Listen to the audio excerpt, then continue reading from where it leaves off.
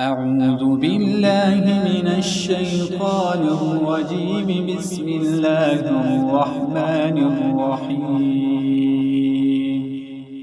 تلك الرسل فضلنا بعضهم على بعض، منهم من كلم الله ورفع بعضهم درجات، وآتينا عيسى ابن مريم البينات وأيدناه بروح القدس، ولو شاء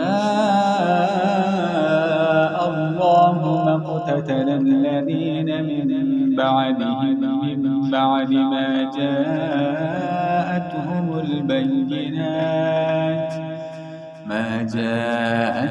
البينات ولكن اختلفوا، فمنهم من آمن ومنهم من كفر، ولو شاء الله ما اقتتلوا ولكن الله يفعل ما يريد. يا أيها الذين آمنوا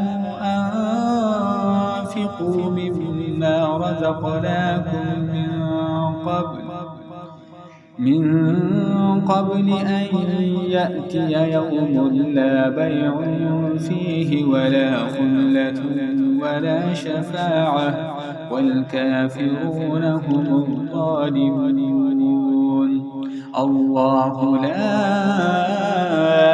إله إلا هو الحي القيوم، لا تأخذه سنة ولا نوم، له ما في السماوات وما في الأرض. من ذا الذي يشفع عنده إلا بإذنه، يعلم ما بين أيديهم وما خلفهم، ولا يحيطون بشيء من علمه إلا بما شاء. وسع كرسيه السماوات والأرض ولا يؤوده حفظهما وهو العلي العظيم. لا إكراه في الدين، قد تبين الرشد من الغي، فمن يكفر بالطاغوت ويؤمن بالله فقد استمسك بالعروة الوثقى، لا انفصام لها، والله سميع عليم. الله ولي الذين آمنوا يخرجهم من الظلمات إلى النور، والذين كفروا أولياؤهم الطاغوت يخرجونهم من النور إلى الظلمات، أولئك أصحاب النار، هم فيها خالدون. ألم تر إلى الذي حاج إبراهيم في ربه أن آتاه الله الملك، إذ قال إبراهيم ربي الذي يحيي ويميت، قال أنا أحيي وأميت.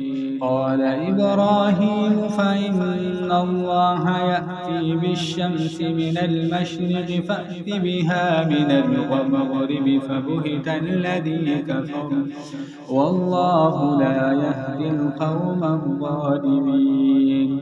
أو كالذي مر على قرية وهي خاوية على عروشها، قال أنى يحيي هذه الله بعد موتها، فأماته الله 100 عام ثم بعثه، قال كم لبثت؟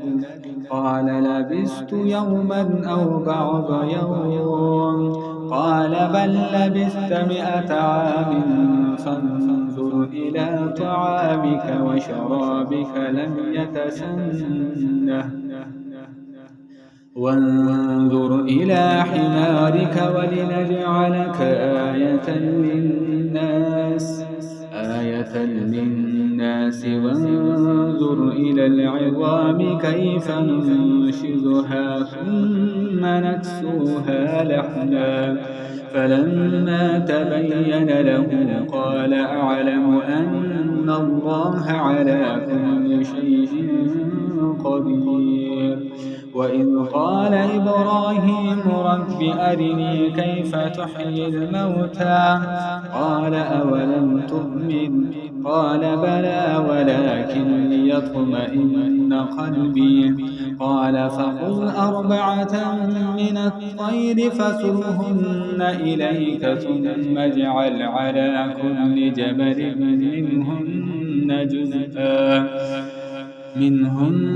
جزءا ثم ادعهن يأتينك سعيا واعلم أن الله عزيز حكيم. مثل الذين ينفقون أموالهم في سبيل الله كمثل حبة أنبتت 7 سنابل في كل سنبلة 100 حبة والله يضاعف لمن يشاء والله واسع عليم.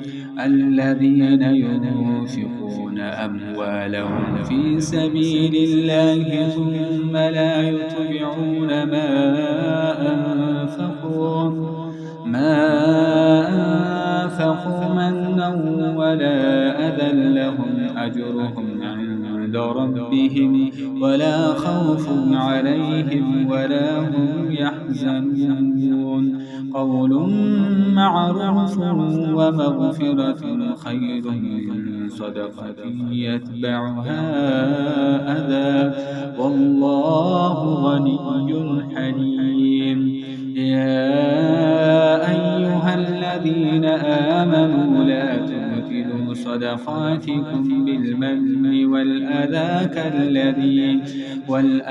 كالذي ينفق ماله رئاء الناس ولا يؤمن بالله واليوم الآخر فمثله كمثل صفوان عليه تراب فأصابه وابل فتركه صلدا لا يقدرون على شيء مما كسبوا والله لا يهدي القوم الكافرين. ومثل الذين ينفقون أموالهم ابتغاء مرضات الله وتثبيتا من أنفسهم كمثل جنة بربوة أصابها وابل فآتت أكلها ضعفين فإن لم يصبها وابل فطل والله بما تعملون بصير. أيود أحدكم أن تكون له جنة من نخيل وأعناب تجري من تحتها الأنهار له فيها من كل الثمرات وأصابه الكبر وله ذرية ضعفاء فأصابها إعصار فيه نار فاحترقت كذلك يبين الله لكم الآيات لعلكم تتفكرون. يا أيها الذين آمنوا أنفقوا من طيبات ما كسبتم ومما أخرجنا لكم من الأرض ولا تيمموا الخبيث منه تنفقون ولستم بآخذه إلا أن تغمضوا فيه واعلموا أن الله غني حميد. الشيطان يعدكم الفقر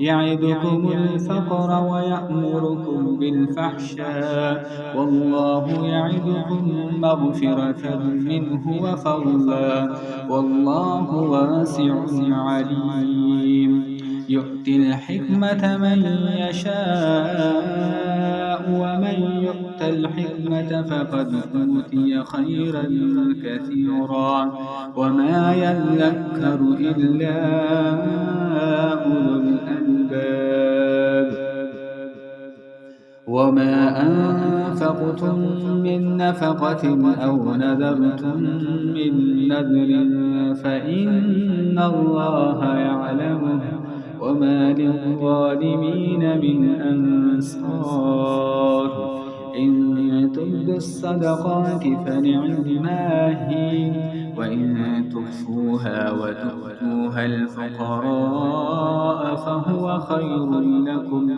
ويكفر عنكم من سيئاتكم والله بما تعملون خبير ليس عليك هداهم ولكن الله يهدي من يشاء وما تنفقوا من خير فلأنفسكم وما تنفقون إلا ابتغاء وجه الله وما تنفقوا من خير يوفى إليكم وأنتم لا تظلمون للفقراء الذين أحصروا في سبيل الله لا يستطيعون ضربا في الأرض يحسبهم الجاهل أغنياء من التعفف تعرفهم بسيماهم لا يسألون الناس إلحافا وما تنفقوا من خير فإن الله به عليم